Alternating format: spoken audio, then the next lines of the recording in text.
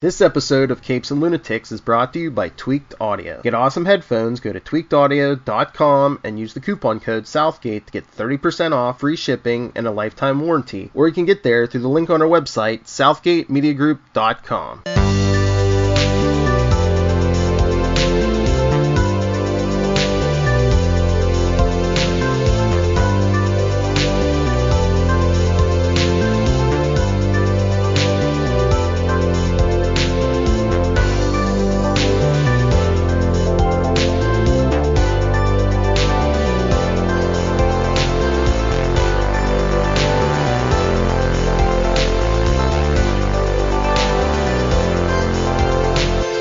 Avast me hearties, and welcome once again to Full Stream Ahead. I am your captain, Charlie, the Professor Esser, and with me as always is me first mate and skinny rich friend. It's Mozz. Welcome, Mozz. All right, Mozz. Tonight's episode, Agent Carter, Season 2, Episode 6. When Peggy realizes she cannot save Wilkes on her own, she turns to her most unexpected adversary for help, while Whitney makes a move to control the deadly Zero Matter. And director again is Craig Zisick. Stan Lee and Jack Kirby, of course, have our Marvel created by, or based on Marvel Comics by. Christopher Marcus and Stephen McFeely get our created bys. Eric Pearson gets our written bys. This one has not just one, but two executive story editors, Sue Chung and Eric Pearson. She was working so hard, they had to have Eric Pearson aid her.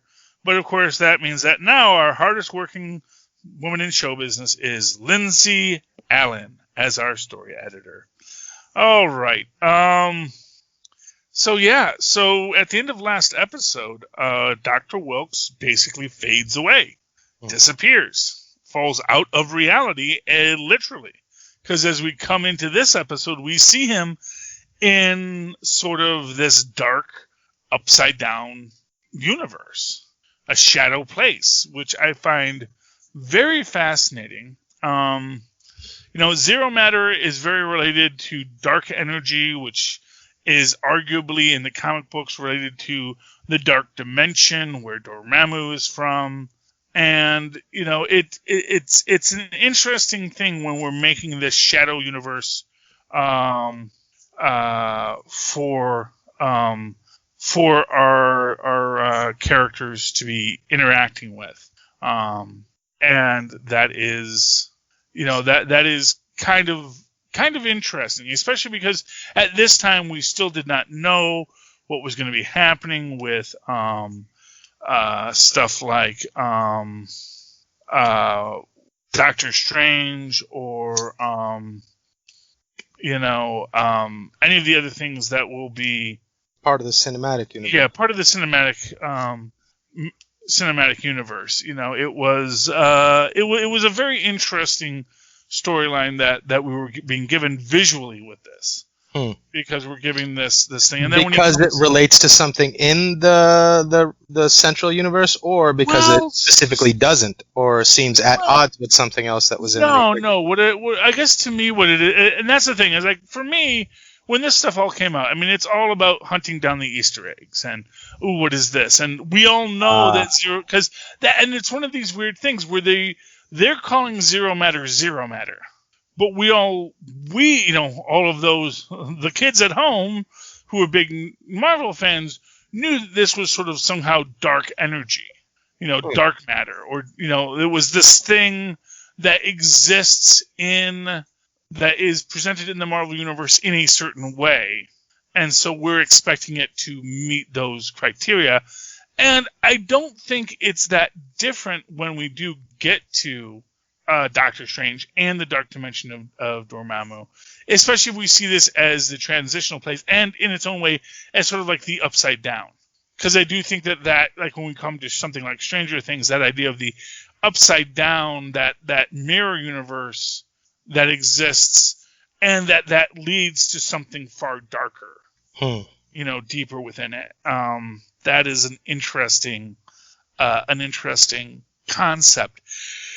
But it's also interesting that somehow it shares something with this world, because when he's in that world, it's just a different visual output being put out by the same world. It seems like that you're able to perceive because you're in a different perspective. Yeah, you're looking at it from a different sort of outlook. So it's but it does share something with our world. Like when he goes into that place, he doesn't go into a different environment. It's the same environment. It's just shining differently. Well, except there's also a big black gaping hole. Right. And that's the same big black gaping hole we saw earlier when he's working on the math equations, and, the doorway to the dark dimension first opens up for him. It's this idea of accessing that dark dimension and that dark energy and dark power that is just outside his reach, But, he comes back and he's very depressed because, of course, obviously he is fading away.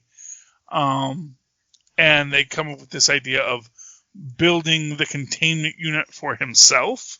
Well, she comes up with the idea. Well, yeah. Well, he's pretty forlorn. Yeah, he's forlorn. But it gives him something to work on. Now, I mean, honestly, it's one of those things where it's like, oh, great, I could live for the rest of my life in a box. But we're not gonna address that right now. Right now, we're just gonna try and solve the problem. Right. Let's keep you here first, and then we'll worry about getting you back. One step at a time, Doctor.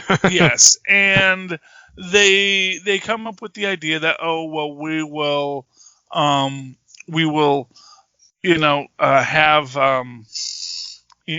we need to get some more zero matter, and the only source of that is Whitney Frost herself. And they realize that, oh, she'll be at the ball, but they also realize, and this is kind of what bugged me, is that they have to sort of set up this scene because they need to get to, the horrible idea, which is that after they just pulled this atomic job, suddenly Rose's aunt gets sick. Or her mom gets sick or something, and she has to leave. And, Samberly isn't up. Basically, just after getting introduced to our kick butt Rose in the last episode, they immediately write her out on a specious, for what seems like a kind of a ridiculous reason. I mean, granted, yes, people's mothers get sick and they have to fly across the country for whatever reason. But it seemed a little too ultra convenient to me. I think maybe it was one of those things where they wanted to see how the character would play with the audience. If they liked her, they could, move her to the back burner for a possible surprise introduction later. So they're just building these, core of the bullpen that they can draw on at any time. Maybe that was one of, the thoughts there. Hey, let's see if people like her, and if they do, we can bring her back next season and everybody will love it. Yeah, and to be fair, what they wanted to do is what they've been teasing this whole season so far. And honestly, it is kind of annoying that we had so many seasons without our beloved Dottie Underwood. And we finally get her back because the horrible idea that Peggy has is, well, we need someone who can, hold her own against Whitney Frost, who's able to do this, that, or the other, and says, well, there is one woman who could do it. Because they do need someone to be Jarvis's date, who is not going to be spotted as an agent, yes. So they get Dottie Underwood. I was so excited because I want them two to be friends so bad. Yeah. You already see a measure of deep respect for each other and kinship in forged in the thick of battle. So they have a deep respect for, and if they could just be friends, man, they would be unstoppable together. But they see eye to eye ideologically. Yeah, and it's that. I mean, that and Dottie Underwood's evil. It's. Well, yeah, but no. I mean, I guess at least that's not the way she's playing it. She's playing it like, okay, this country is this. She feels like she still has a moral standing, or that what she's doing is righteous. It's not. Yeah. So from her perspective, it's like I can see like she can not have respect for the team that she's on, but have respect for the player. Kind of like, I hate the Patriots. I hate everything about them. I hate Bill Belichick. But Tom Brady's amazing. How can you hate on Tom Brady? It's that kind of thing. I know. I understand what you're saying, but I just think of young Anakin telling Obi-Wan, from my perspective, the Jedi are evil. You know, it's like, well, maybe, and it's sort of one of these things where it's like, you know, Anakin's not wrong. The Jedi are evil, but the Sith are somehow more evil. Right. And it's like, just because we're evil doesn't mean you aren't super evil. You know, that's sort of, it is the reality of the situation at the end of the day. But they do, and it's a cute little cat and mouse they have, because of course, you know, Peggy comes in under a different name, and of course Dottie immediately knows, okay, this is not on the record. This is what exactly is going on here. And she basically gives her a means to escape, which is essentially, you know, a very high-powered magnet to open the door from the inside. And, you know, tells her no killing and all that kind of stuff. You know, and for what it's worth, it is an interesting aspect that, you know, Dottie doesn't just take this chance to run. That she instead absolutely just as Peggy expected, just says, well, because you want to know why it is I want to break you out. And she does point out that this does have to do with the Arena Club. So, although, again, it's one of these things where you never really find out, as far as I recall, why she was interested in the Arena Club, except for the fact that obviously they were literally the evil capitalists destroying the working class, you know. And they're sort of saying as much about the council to us, the viewer, as well, that the council is evil. So I thought that was going to be a point of bonding for the two of them. Like, yeah, okay, you know what? The things you don't like about our government, hey, we don't like either. And maybe in this one issue we're aligned, so let's work together. But they didn't play that angle, interestingly enough. Yeah. Actually, you know what I realized, which is interesting, is, of course, Dottie gets that first pin in New York, which actually means that this is just one of the arena clubs. Ooh. And there may even be other members of the council who, you know, are also high-ranking, but just are not in this circle. So, although this does seem to be like a very central command circle, you know, they actually even make the point that, you know, one of the guy's newspapers, that he just has the newspapers west of the Mississippi. Whereas, of course, there are a lot more newspapers and, you know, people influenced by the media east of the Mississippi. So even then, so it is, there are others. But in this case, she gets Dottie to cooperate, and they're basically, you know, and it's basically, you know, okay, so here's what you're going to do. And it is one of these things where they're not going to tell her, give her all the details. Although at the same time, I think that's maybe even a mistake too, just because, oh yeah, by the way, she has superpowers, and she can make tendrils devour you if she lays a hand on you. You may want to prepare her for that without going into too much detail. But then again, I guess they don't want her to just take the blood and say, oh yes, this is the blood of someone with tendrils. Right. Maybe we can do something with that. Yeah, I bet my handlers would rethink whether or not they want to claim me once they hear about what I have to offer. Exactly. Although, you know, that's always that interesting question is, we don't know if Dottie has handlers. That is one of the weirdest things with Dottie. We don't know if she has masters in Moscow or if she is literally just always a rogue agent. I mean, I guess we did see that she did connect with Faustus in the last season. So she was clearly part of a mission. Mm-hmm. But since that mission, we don't know if she's been completely cut loose. Well, I mean, it seems like when Peggy says to her, hey, you know, the Soviets haven't sent anybody to claim you, she's like, yeah, that's the way this works. If you get caught, you get disavowed. That's the oath I took, and that's the responsibility I took on when I decided to, or she didn't decide, but when it was conditioned and when she eventually bought in, that was the understanding. So it's not out of the ordinary. It doesn't move me to tell me that my government is doing exactly what I knew they were going to do. So from that respect, it's like, yeah, they have cut ties. And, at this point, she also understands that if she leaves and they get wind that she's left, that they are going to be hunting her because they're going to just assume, even without any evidence, because it's the safest assumption to make, is that she has spilt the beans on something. And they'll be coming out to get her. And this is her insurance policy to say, hey, wait a second, I am not a used-up utility. I still have some worth. Here's what I have to offer. And this is her way back into the fold of the only family she's known. Yeah. It's fascinating how the dynamic does play between Peggy and Dottie, but she's such a good actress too. The way she played, how excited she was, but how supremely in control she is in every situation. Even when Jarvis is doing his best Mr. Bean impression and chiding her and yelling at her to fall in line, she plays the part, never takes it offensive, because she knows she's the one that's actually in control. Well, of course she is. Yeah. And, and of course immediately, once there, they tell her, okay, this is the necklace, this is this, and this is the tracker. And immediately she takes it off and goes rogue on her own, but still completes the mission, interestingly enough. We also have in this episode, we find out that Chadwick has basically, after his clandestine phone call in the last episode, informs Whitney that, oh no, I understand, baby, we're going to the top, and I told them they had to see you, that this was important, and so they are going to see you.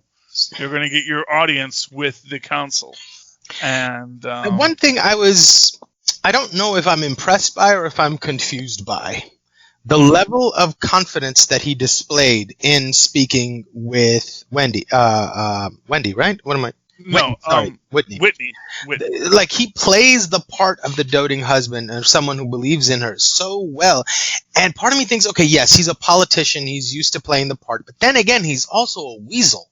So he's got to be completely so terrified of her that I'm surprised he was able to muster the gumption that it would take to pull this off and have her buy it, especially as sort of short-sighted and narrow-minded as she is, to focus on everything as a possible threat. I'm surprised that he was able to convince her that he was on the up and up. I think he's very well versed at lying. Right. And for what it's worth, we know that he's had mistresses, he's had the whole panoply, and she has seen through it in the past, but he's always presented himself the way he has. And I think essentially what it is he decided to stop acting like he was afraid, because I think that was, which he was very honestly, but then he realizes that, she's going to know what's up, so I have to lay it on. And I think because it's what she wants to hear, she's not going to double think it. She's not going to say, wait a minute, this is what I wanted, but last time you said you weren't going to do this. And, so, and he, and he goes, well, I thought about it and I realized that you're who I want to be with, and this is the thing we're going to do. Something that, again, I got to say, Hugh Jones definitely reiterates that same kind of thought process later on this episode. But we do get to the party, and of course, Thompson's there, Kurtwood Smith is there, everybody's there, and Dottie goes off to gets her sample, but is caught, surprisingly, by, and we do see that, she checks to see what it is she got. She says, oh, they wanted her blood. Why do they want her blood? But we see that she's very excited to have it. And it is, Kurtwood Smith finds her, and, she beats up Kurtwood. Wait, was that Kurtwood's guards, or was that just hired muscle at the the club. I believe they were Kurtwood's guard. But first she goes in and hides in the closet and sees what Whitney's really capable of. Oh, that's right. Yes. And that moment, I was a little remiss because it's the first time we get to see Dottie with a shred of doubt in her being. And they didn't show it to us. She was constantly behind the door. They could have given us an inside shot. I was just begging for a shot to see that character finally break down, to say, "Oh my God, I'm not the one in control. I could be. What did I do?" To see like the terror dance on her face, to say, "Oh my God, this is what I almost was up against in that bathroom, that I confronted with such confidence and arrogance that I had no idea if she wanted to, she could have snapped me like a twig." I wanted to see that moment on her face, and they didn't give it to me. I was a little upset by that. I can understand that. I think they do give us something of that. I think that towards the very end, but yeah, I get what you're saying, but I also think that it's one of these things where if they gave us too much, it would get to be too much. And so I think they made the choice to, show us what she's saying, let us put ourselves in her mind, and then at the very end they give us that acknowledgement that she is terrified. She knows what the danger is here, because, and for those who are following along at home, what happens is she does her little rat experiment in front of the council, which is a cheap parlor trick. Right. And the council is immediately unimpressed, and then... Right. And she never does a good job of explaining the dynamic behind it and why it could be beneficial to them. She just says, "Oh, I can make a rat disappear," It seemed a little short-sighted on her part. She's not good at presentation. Fair enough. Yeah, that's true. She is a scientist at heart. She's not a presenter. Yes. Well, she probably, when she's an actress, but, people write those Jesus, words. What am I saying? She is an actress. Absolutely, you're right. Yeah, but other people write those words. She's not a writer, That's fair, too. So you give her a script, she can memorize it, she can say the lines, she can do it perfectly, but, actually write the words, that's a whole other bag of hamburger, And she was nervous and et cetera, et cetera. But when they come and they put the dog collars on her and they're holding her at and this is actually where I think it's, because of course we do see the emotional tie to this power.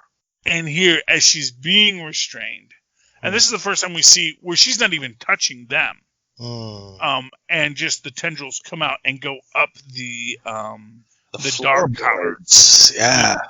And sucks them both in. Now, I wonder if that was something she didn't even know she could do. Remember, like, when the rat first bit her, and the defensive nature of the creature or the entity inside of her attacked on instinct. And maybe that was it here, too, that she wasn't even aware that she could do this. And all of a sudden, when push came to shove, she discovered a new power that she had.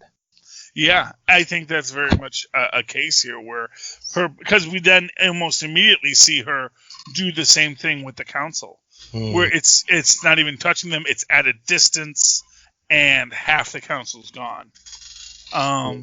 And that I think is just, well, actually, because first she does take out her husband, who she takes out the council first. And then goes for her husband. Yeah, and then she turns her attention back to the remaining members. Yes. But man, that scene where she turns around and is just so heartbroken is just wonderful. And as she sucks him up, a single tear rolls down her face. It was just, I thought, a beautiful, beautiful scene. Because she really thought maybe he did care for her. Yeah. And, it's got to be hard just to have the reality of the situation hammered down on her, That's always the hard part, is when you get to it and go, oh, this was just another lie. Anyway, but in that moment, we do have the council being like, yep, Hugh Jones is like, happy to be on the team.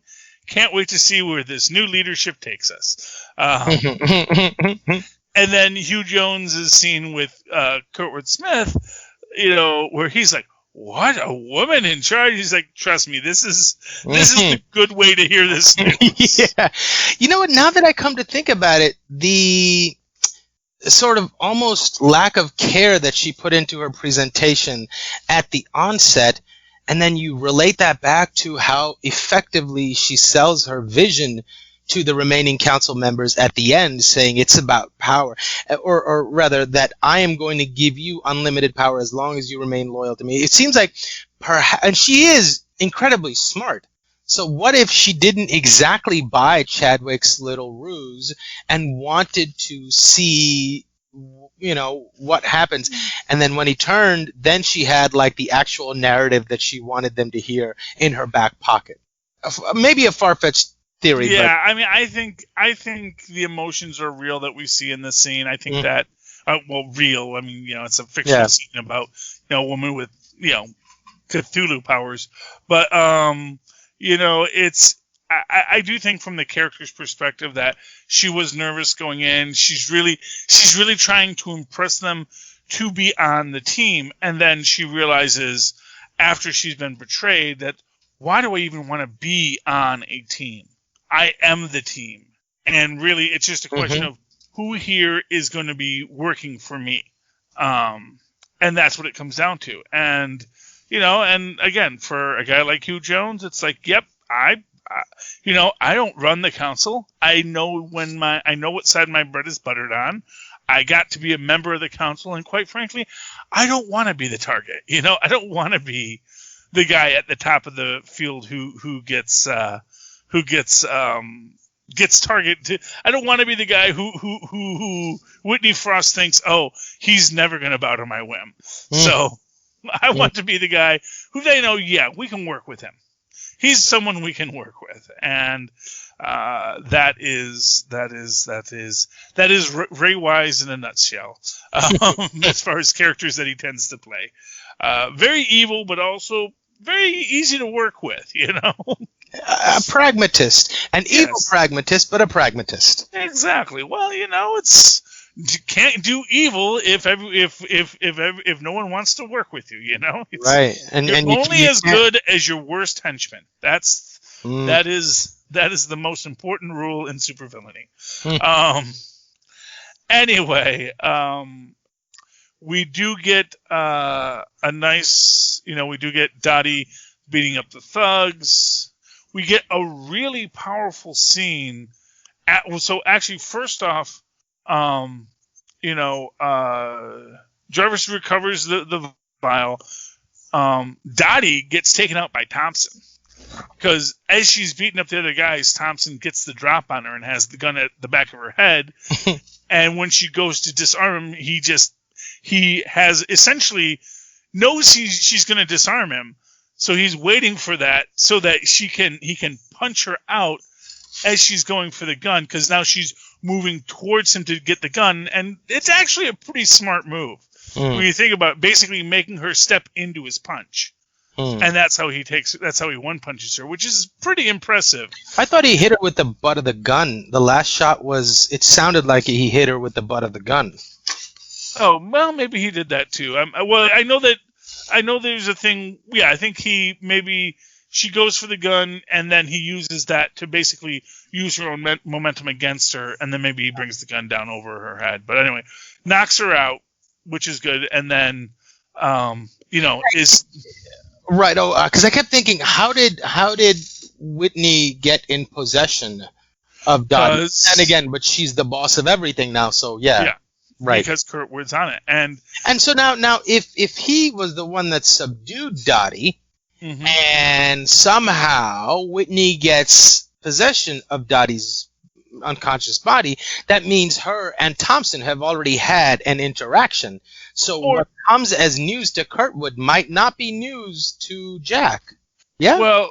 Well, what it is no, I think that he's relented control to Whitney, allowing her to take control of or he just turned her back over to Kurtwood, and Kurtwood turned her over to Whitney.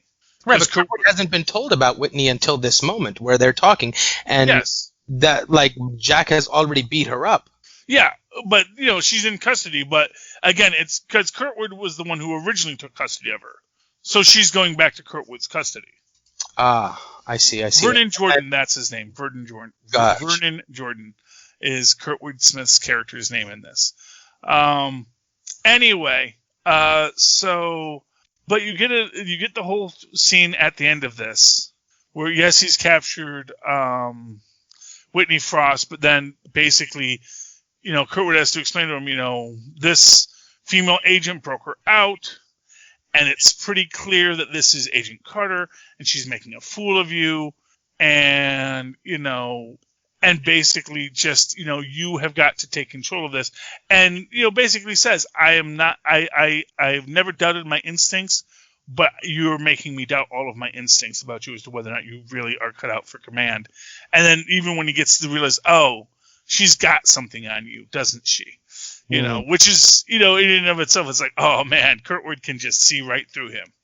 Knows there's something there. You know what that scene reminded me of? The same way that Sousa's wife, or to-be, or ex-to-be, says to him, you're in love with her, aren't you? And he doesn't have a response. And it's that same sort of looking down, ashamed sort of look that Jack Thompson had in his eyes when he says, she's got something on you, doesn't she? Yeah. And it's like, oh, man. Okay. And he's almost like glad it's out. Yeah. And so basically what we get then is, we have Jarvis and Peggy and Sousa return to stately Stark Manor. Wilkes is so happy to have the sample, and he's like, okay, and now let's build my thing and let's do this thing. And they're like, yeah, unfortunately, we've got to figure out what happened to Dottie. That we can't worry about saving your life right now because Dottie is our priority. Because she is so dangerous. And then, of course, Thompson comes in, and so she has to confront Thompson, and they have an interaction where she basically says, "Go ahead and fire me," and he's trying to say, "No, you don't understand. The people that you're crossing, they're very powerful," and it's like, if I cared about crossing powerful people, I would not be in this business, That's the thing. Is like he thinks he's being nice to her, saying, "Look, I can protect you. I can take care of this." And she's like, "No, there's something that's wrong that needs to be righted." And it doesn't matter if I'd rather die on my knees or I'd rather die standing up than live on my knees, as it were. And I do think that is the dichotomy that we have here, and certainly, what Thompson's dynamic is in this too, because he's definitely living on his knees, that he's not getting the chance to be the person who does right, and then we get our final scene where we do see, Dottie is locked up, and at first we think, oh, because we don't see who opens the trunk that she's currently stashed in, but then we see that it's Whitney who has her. So that is our big twist. What does Whitney want with Dottie Underwood? She could have just ate her up if but she sees something in her that maybe she thinks could be useful, either as leverage because she doesn't know why she was there aiding Agent Carter. So maybe she thinks that she's in cahoots with her, which she was, but not really. But yes. Or she sees some power in her that she wants to exploit. And she also maybe at this point knows that she is a Russian agent as well, and that could be a part of it too, because obviously I'm sure Kurtwood gave her the full dossier on this person. Yes. So she sees inroads to another government to exploit. Possibly she could rule the world. Alrighty. Indeed. Wow. Any final thoughts on tonight's episode, Mozz? Yeah, I think the only other thing that I thought was worth mentioning is the weird effect Peggy Carter has on everybody surrounding her. Like, okay, Sousa's wife is gotten jealous, and Jarvis's wife is now beginning to question whether her husband should be associating with this person. Mm-hmm. Yeah, well, and for what it's worth, it is just that reality that, oh my gosh, this woman drags you guys into something dangerous and horrible. And especially for Jarvis's wife, I'm sure like for her, it's like, dude, you're a butler. You're supposed to be fighting flamingos. You're not supposed to be dealing with someone having rebar jammed through them. Or thinking, hey, look, I've seen you deal with the flamingo. What are you going out there dealing with trained professional killers for? Yeah, exactly. There is, and it is something that is clearly meant to be worried about because, and for what it's worth, Peggy has this effect on these people. Right. Where she comes in and she says, we need to do this, and everyone goes, okay. She's a born leader. She is a born leader. She has that Captain America vibe, Yes, indeed. When you think about that with Captain America and the idea that Captain America, when he says, look, we got to do this, a lot of people will say, yeah, we got to do that. We trust this man implicitly, Right. And we trust in his vision of right and wrong, perhaps even more than our own. Exactly. Or rather, we never question whether or not Captain America would do the right thing or not. Exactly. And that is Peggy Carter. Yeah. All right. So that's a great place to leave it. We will start again next week with episode 7 and 8 before the penultimate episode, Take a Drink, number 9, and the final episode ever of Agent Carter that we know of. All righty then. In the meantime, you folks at home, I'm sure you're listening to these podcasts on wonderful headsets that probably either cost you too much and are great or cost you too little and are lousy. How would you like to split the difference and get fantastic headsets at a fraction of the cost for those, buy it because some rapper put his name on it, brand of headphones? Well, you can go to tweakedaudio.com, and in addition to their amazing prices already, you can use the Southgate coupon code of Southgate and get a discount on their already discounted prices. So go over there, check that out. After that, if you feel like it, go over to huntakiller.com and help Michelle Gray solve her cold case. Get that escape room delivered to your house every month and use the coupon code Southgate to get a discount on that. And finally, if none of that interests you, just go down to our show notes, find that Amazon link. It's like an Easter egg you get to hunt for. Click on it. The cookies, the magical cookies from our show will take you over to Amazon, and they'll know that we sent you, and they'll go, well, great. And anything you buy, it will cost you nothing extra, but it will help out the show because they knew we sent you there.